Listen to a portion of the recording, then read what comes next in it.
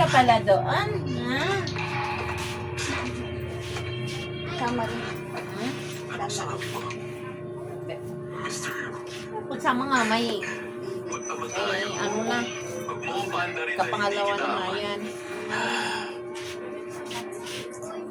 Baka, akala mo ba talaga hindi kita kayang Tell tutulan? me what to do. No, no, no. Nakamagkano ka na siya? Tama! Sa akin, Baka ka 140. ng boss ng sindikato ngayon. Huh? Di ba Pero 131 kahapon yung yun? mukha mong bait-baitan para kang 131 yun sa akin, di ba? Yung kagahapon. Mr. Lu, tigilan mo ang arte. Kailangan mo talaga ako ngayon. Di ba dapat yung mas 140 napakasta na. na humihingi ngayon? Nanonood man ako sa ganito. Paki-additional na din. Hindi ko siya sinabihan. Kailan po yun, ano? Sa Huwebes pa, no? Interesting. Ano ba ang alam mo? Nakikinig ako. Alam ko rin na napakadelikado ng bagay na to. Kung mo dapat ang pwede makagawa at makalutas nito. Hindi mo kaya isugal si Lance Morgan kaya sa akin ka lumapit. Pag successful ako, siguradong masaya ang lahat. Kapag pumalpak, may palusot ka. Wala ka naman talaga pakialam. Kung mabuhay man o mamatay ako, Saan yun? Tayo habang na? ginagawa ko to para sa'yo. Ah, Isa dito. pa, alam kong ang taong nasa likod nito ay mas mataas ang rango sa'yo. Kaya kailangan mo ang anak mo para ipakita na sincere ka at loyal ka para makastep up ka. Alam mo, delikado. Pero sumigot ka.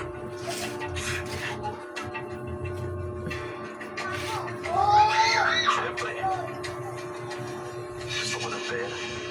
Maraming pera.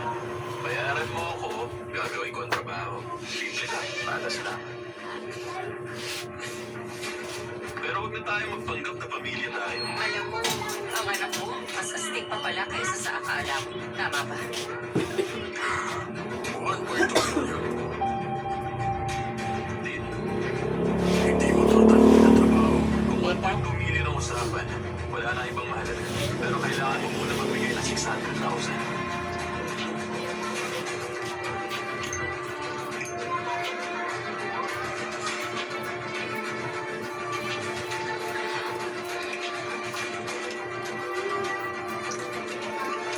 Ang huli mo sa inyo gabi eh. So, ano gusto mo? Ikaw, kabuhin hindi ka na. Oh, Scroll open si kayo. Mr. Hayes, make sure. Pumunta ka sa luxury mo na pinagtong basement level. Ang kunin ang laki price. Pagkatapos may tao sa ang kumulator. Pagdating ng oras, ibibigay niya sa'yo ang mga detalye. Pag successful ka, nadala ang item. Ibibigay ko ang balanse. Kasi mag-i-invest siya. Bagong pangalan. Price global. Kasi ayaw niya mag-i-invest siya. Jesus, eh. Christian, ihatid mo na siya.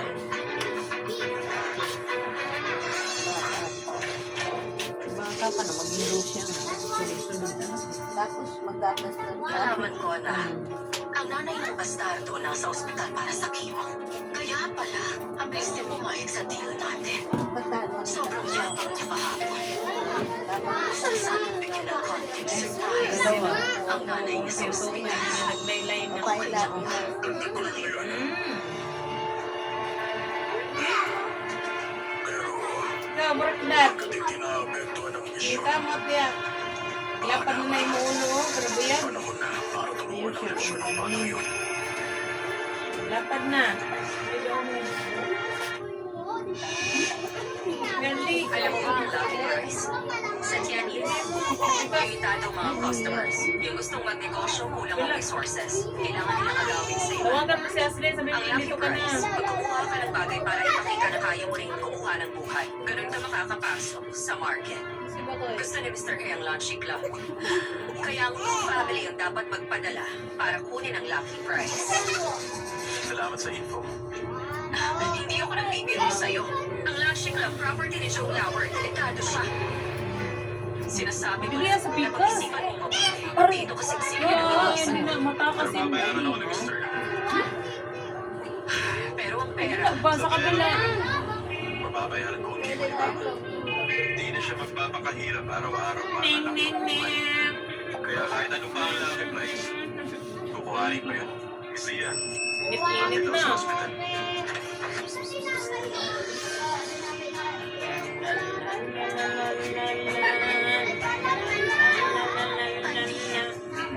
Konting tiis pa. Sigurado makakahanap si Charlie ng pera para sa chemo mo.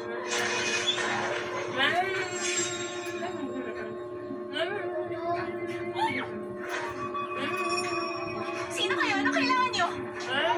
Kumabi ka nga.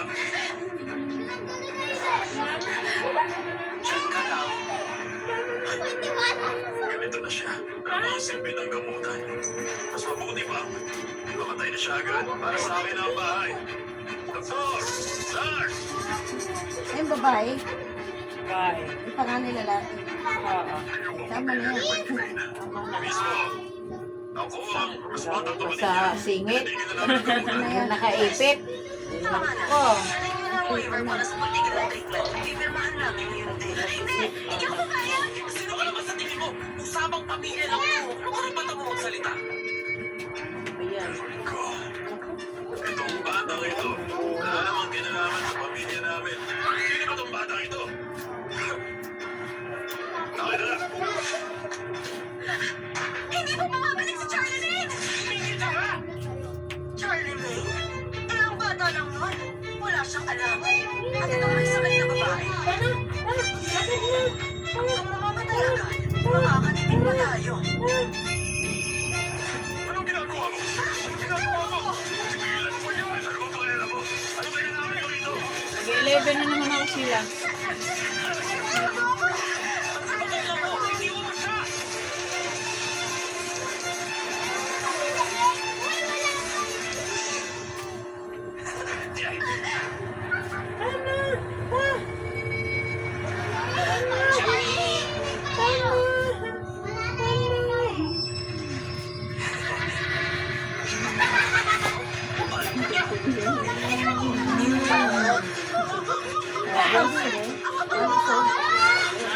Ha?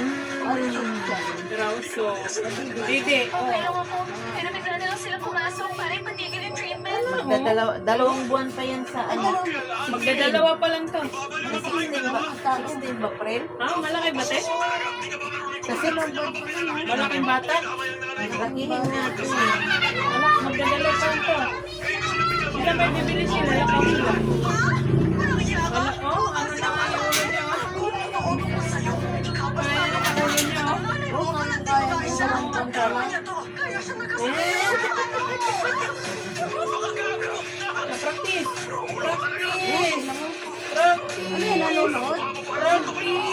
Nanonood sa lula. Oh, ganyan ba din? Ganyan ba din? Timbang-timbang pa yan. Oo. Ano, kaya mo? Kaya? Lakas mo yun. Laki ang mukha. Alam mo na na. Hospital pa rin ito. Huwag mong gawin yan mag-iusap. Asan na si Batoy? Doktor, hindi ako susuko. Pero kasi, 2 linggo nang hindi nababayaran ang medical bills. Pag hindi pa nabayaran, titigil ang gamutan. Parang sa aso. Kay Chrysler. Alam mo naman kung sino siya. Wala ka naman palang pera.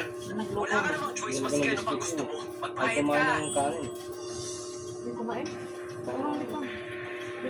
Charlie, Naku, palitan niyo mangga. Mukha akong mangga ulam.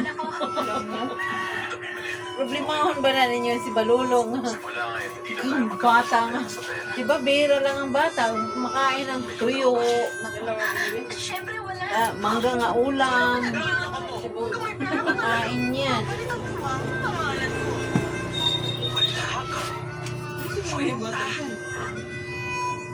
Ayoko na mamaghanap ng tulad ninyo. Pinatawag mo. Ng hospital fees, pati na yung ulam. Mabayaran ko na.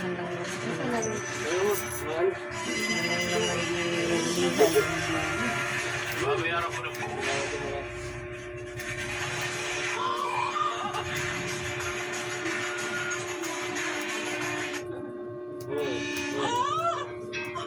Hindi pwede ito. Siguro nakaw na pera ito. Charlie, saan mo nakuha ang pera mo? Naku. Tagal kumilos eh. Kasi nagmimik pa balik pa Babae tayo. na yun. Balik pa.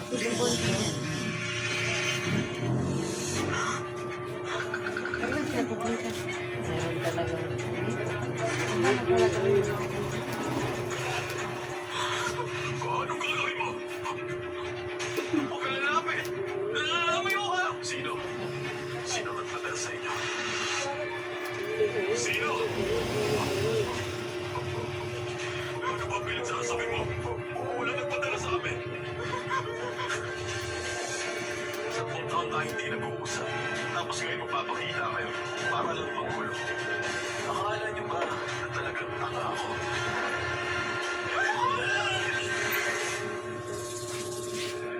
Sabihin niyo ang totoo! Sige na, Lu.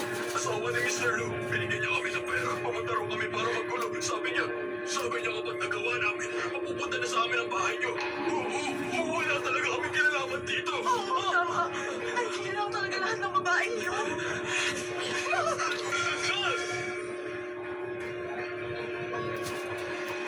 Miss Zia, may mga tao rito para sa'yo. Bahala ka na. Asawa pala ng tatay ko. Ang kapal ng mukha niya. Hindi ko pala lagpasin to.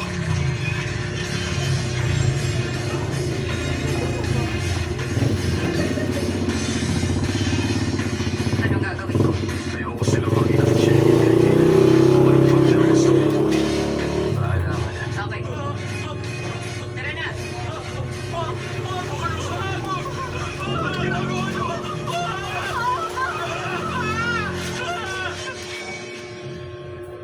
Teka lang. Sigurado ka na talaga rito. Kasi dito na ako.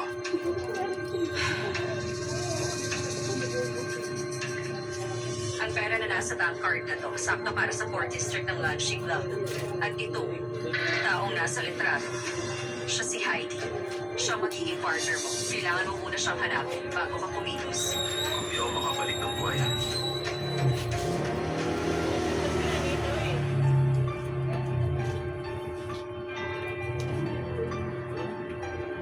Ikaw na ang bahala kay Mama. Ibigay mo na dito ang pera. Medyo na, okay?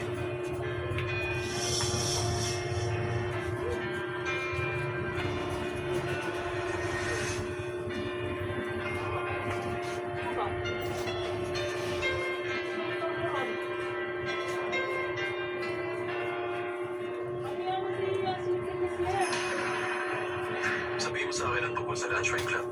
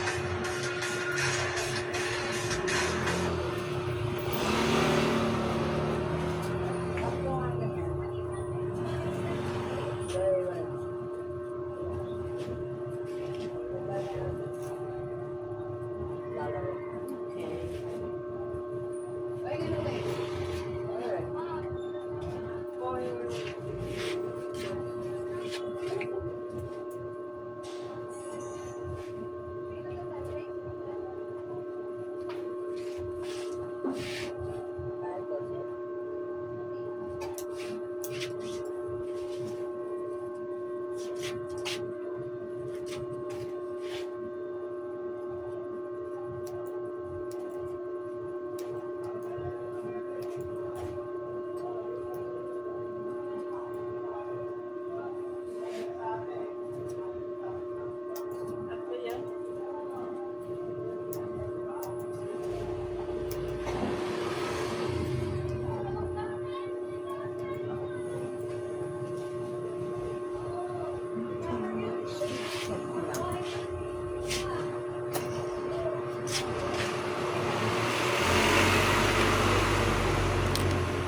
Pabili naman. Ayun.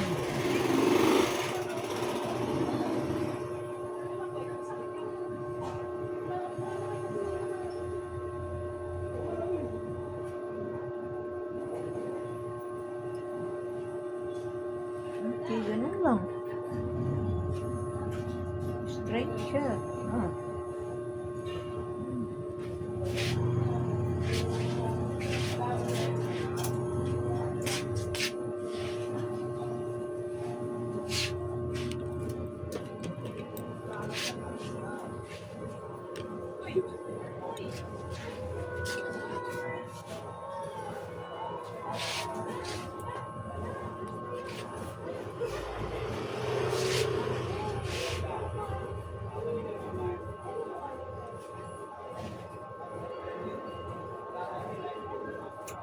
Kung gusto ko nga, mga maluwag eh, kagaya nito, no? Diba, no? Kahit dalawang bilis ako kanina, ayaw eh. Ang ano lang Init kaya eh. lalong ano, pag magsisikip ka, di ba, no? Yup.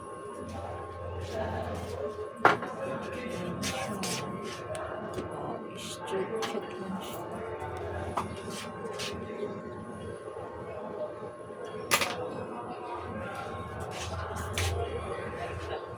Kasi May no, ayaw ginagawa natural, no? Natural hair. Ano, kaya mo pa sa pa? Pagbukas na pagod ka.